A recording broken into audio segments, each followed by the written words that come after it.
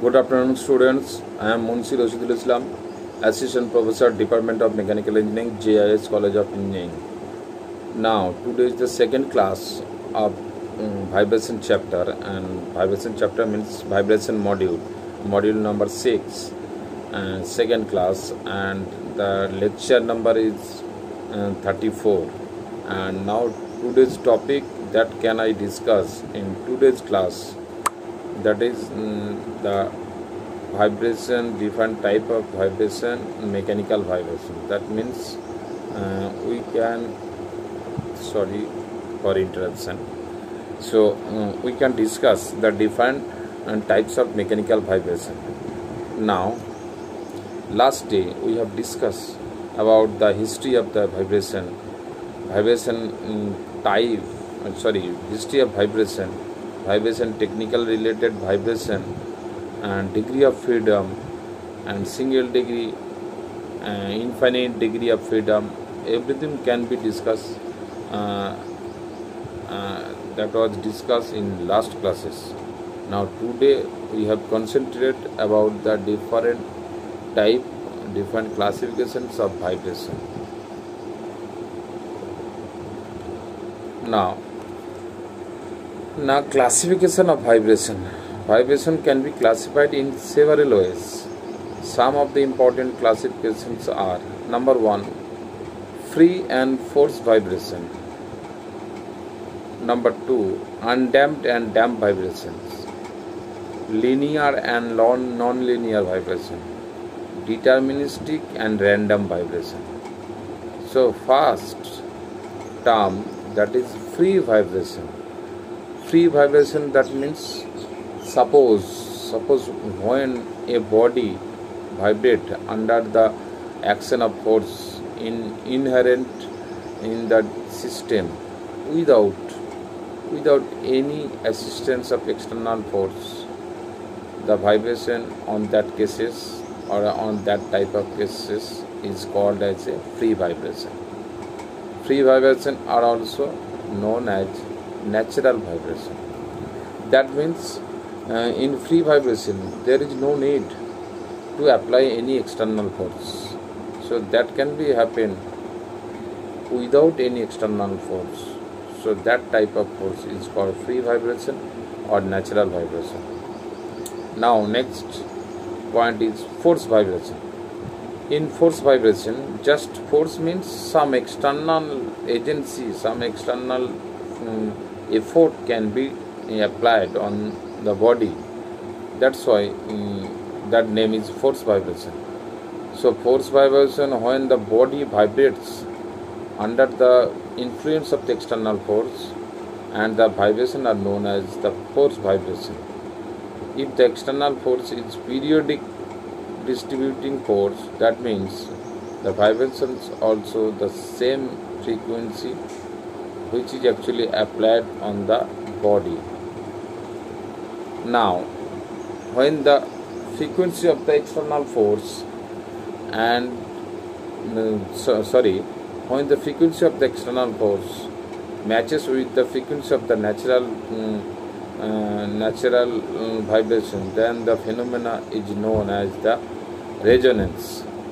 That means if the frequency of external force is matching or matched with the frequency of the natural vibration, on that situation the phenomena is called as a resonance, and this is dangerous as amplitude of vibration under the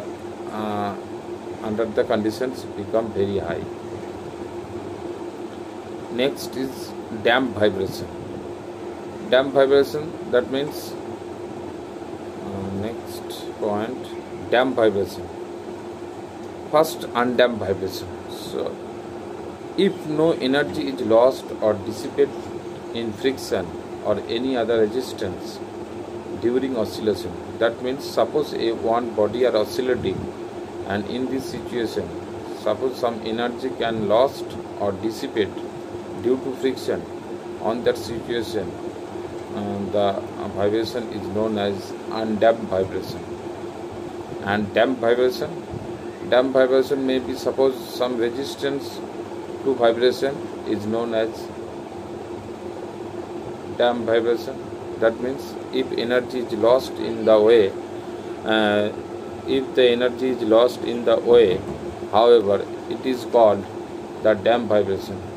And if the system is damped, some energy is dissipated in its cycle of vibration and must be replaced by the external source if a state of steady vibration is to be maintained.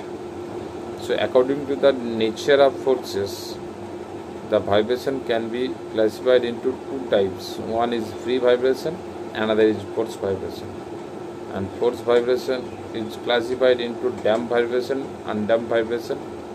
Free vibration is classified into damp vibration, undamped vibration. Force vibration similar to that of that type. But another, according to the stresses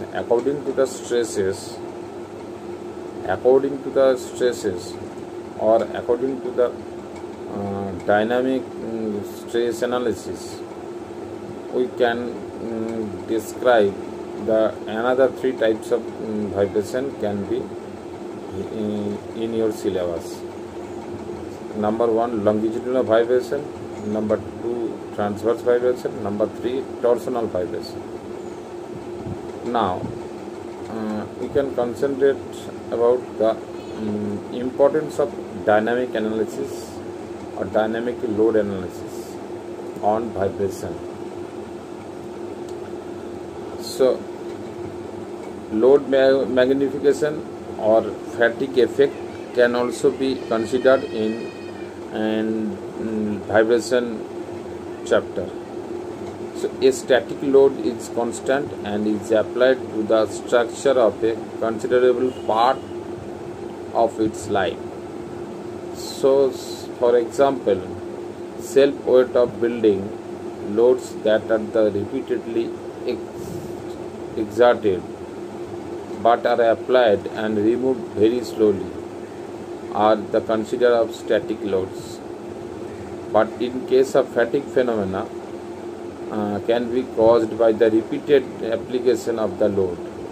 That means the number of cycle is usually low, and hence this type of loading may cause what is known as the low cycle fatigue.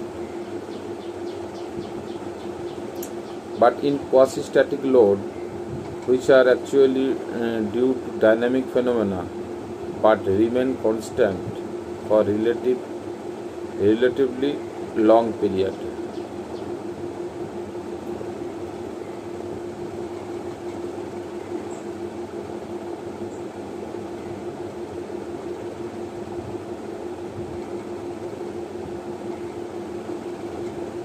Most mechanical and structural systems are subjected to the load, and that actually vary over time. Such system has a characteristic time and determine whether the load can be considered static and quasi-static or dynamic. That is the frame of the mechanical system of vibration. Now the dynamic load magnification factor, DLF. Dynamic load magnification factor is the ratio of the maximum dynamic force exerted by the system and the maximum applied load. So DFL is defined as the maximum dynamic force experienced by the system and maximum applied load. The small period of vibration results in small DLF. The small period of vibration results in a small DLF, means dynamic load magnification factor. Now next, fatigue phenomena can be caused by repeated application of the load, and the number of cycle and the stress range are important factor in determining the fatigue life. Spring, inertia and damping elements. A vibratory system in general includes a means of storing potential energy, that means spring and or elasticity. That means storing kinetic energy, mass or inertia, and by means of a energy which is gradually lost. That lost means the damper. The minimum number of independent coordinates requires to determine completely the position of all part of a system at any instant of time, that defines the degree of freedom of the system. That defines the degree of freedom of the system. A large number of practical systems can be described using a definite number of degree of freedom, or the system with a finite number of degree of freedoms are called discrete or lumped parameter system.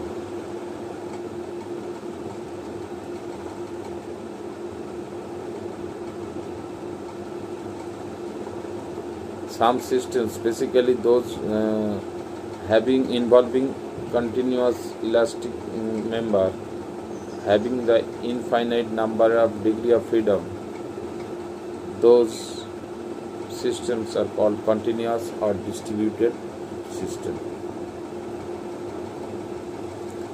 This is the another figure which is actually absorbed, and here attached some. That is actually a figure of Indian railway track with wheel, and some systems are engaged in here.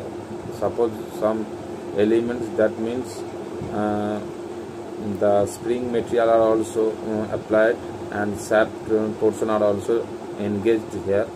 So spring is a vibration absorber, so that vibration absorber is basically used here, and it is a parallel arrangement of spring in 4 track.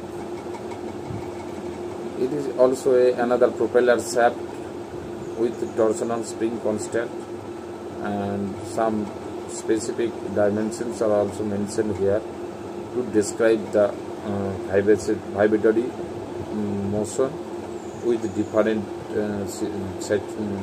angle. Equivalent K of hoisting drum.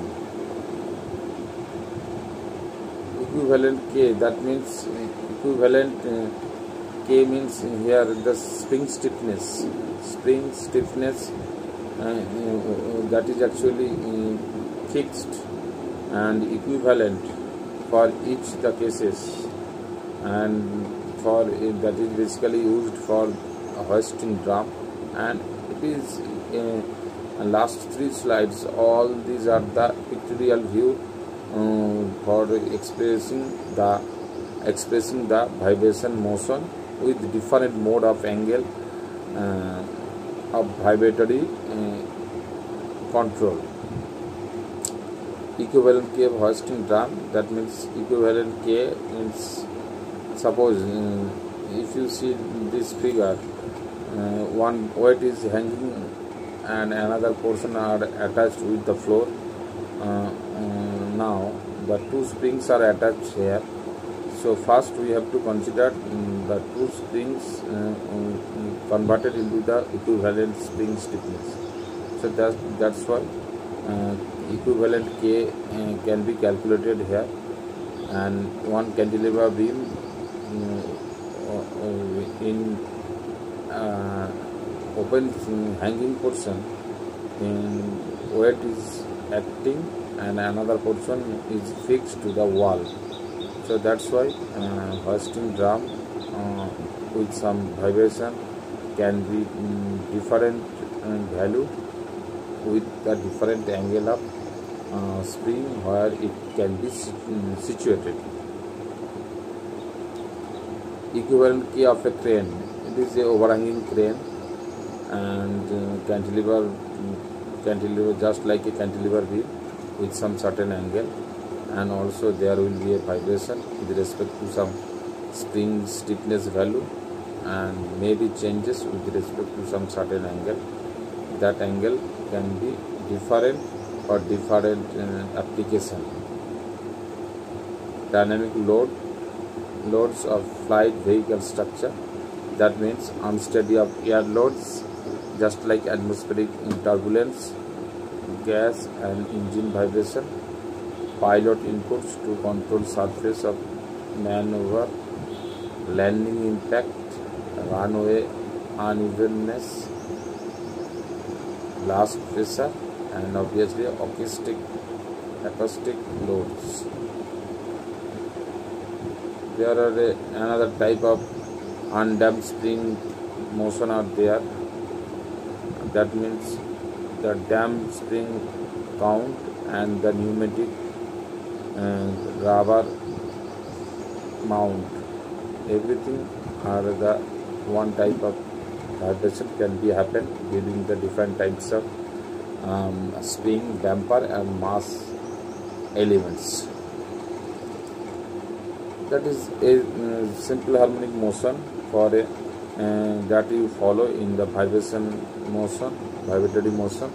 If a particle moves to and fro in such a way, just like a pendulum, in the different proportional angle to the displacement or directed to the origin, and that's why it is its motion is called as a simple harmonic motion. And some certain angle can be created, that is the theta is equal to omega into t with some constant velocity and omega rad per second.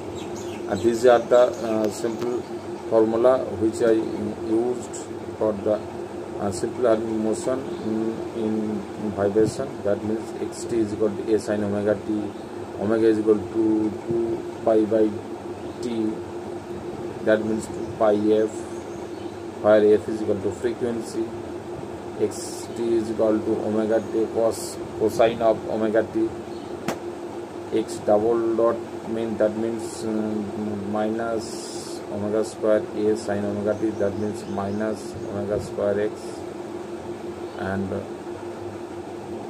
everything are the equation related to the simple harmonic motion. And energy method another portion are also there. Next, equation of motion, that all you know about the energy methods. T max is equal to U max because the U2 are the maximum value, and T max when it is undergoing some harmonic motion. So on that cases we can conclude that T max is equal to U max. And for a spring mass system, we can consider the total T that utilize just like a kinetic value, that means half mv square, potential value U is equal to half kx square, and let x is equal to a sin omega t, and then we can write k is equal to a omega, that means x square is equal to a square omega square. So t is equal to T max is equal to half m square omega square, U max is equal to half a square. So if I both sides equate, then we can write omega is equal to root of k by m, or k is equal to spring stiffness, m is equal to mass of the body. So that is our energy method equations. And equation of motion that can explain in the next classes, because it is the another part.